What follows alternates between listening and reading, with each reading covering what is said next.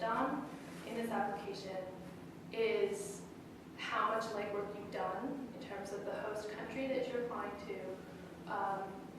You know, we want to get a sense, not that you consider yourself an expert, but that you have done your homework on the place, that you're not just going there because you saw a movie from Mexico that you liked, but that you've really thought carefully about why you want to go there, and then what, as I said before, like what challenges you might face there. You've done your homework on a particular country's current situation. If you've taken classes that have to do with that country, like you having taken classes in Latin American studies, it's hugely useful to apply to a Latin American country and be able to draw on that context that you already have.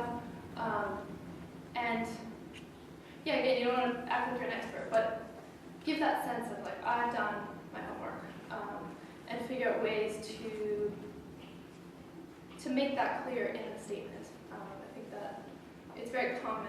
I mean, a lot of the statements I read last fall, you just got the impression that they maybe had read the Wikipedia page on whatever, Germany, but had never really thought more in depth about why they wanted to go there and what they would confront.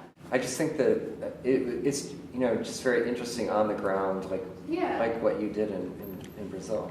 Well, again, it's kind of esoteric because I was doing a history doctoral program, so I was literally in the archive like every day working with these 18th century documents from the period when Brazil was a Portuguese colony, so the Amazon was colonized, and yeah, I was studying all of these 18th century sources that were produced in colonial Indian villages where Jesuit missionaries had been stationed, and so I was reading, you know, these colonial documents that were literally falling apart, and they had been drilled through by insects, and you know, it's very hard to read them. But I was quite amazed that if you just put in time of going every single day and struggling through that material, that by the end I was like, I can read this stuff. Like, this completely just half-destroyed document written by a person who is only partially literate. Like, it was, you know, determination pays off.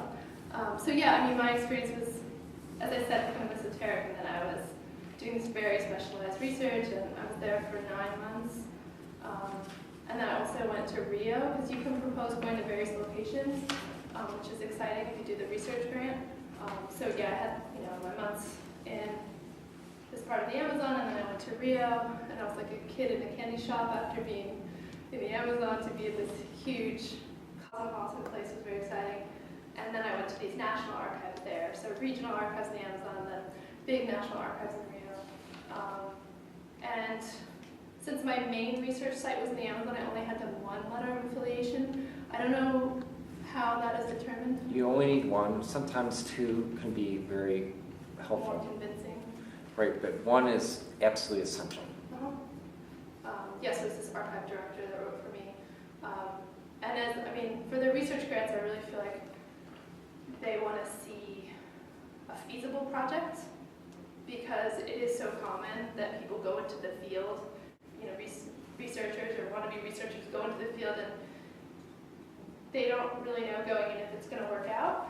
And the more convincing you can be on that front, that you think this is going to work, and you know that those sources, whether they're documents or people you're going to talk to, exist, the better your proposal will be. Yeah, I mean, that's some physical hardships, like going to the Amazon was definitely difficult for me. I think that's why a lot of my graduate school professors were like, you may not want to do that. It helps in some, like, I don't think I ever said this in my proposal, but you want to give some sense that you are a resilient individual and that you can deal with challenges, whatever they may be.